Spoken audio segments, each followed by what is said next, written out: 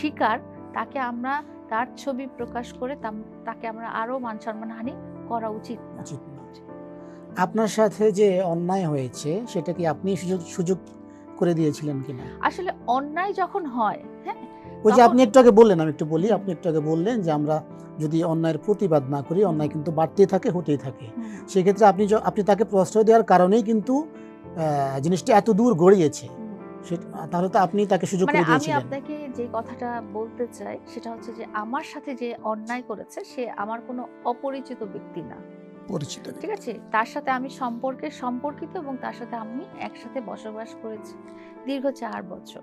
তো আপনি যদি সেটাকে সুযোগ করা বলেন, তাহলে সেটা হয়তো সুযোগ করাই হতে পারে। বাট যেই ব্যক্তিটা অন্যায় করেছে, সে আমার পরিচিত মানুষ। তো এখানে যখন আমি দেখেছি যে পরিচিত মানুষ আমার সাথে অন্যায় করেছে, তখন আমি হয়তো ১ বার সহ্য করেছি, ২ বার সহ্য করেছি, ৩ বার সহ্য করেছি। ৪ বারের বার আমি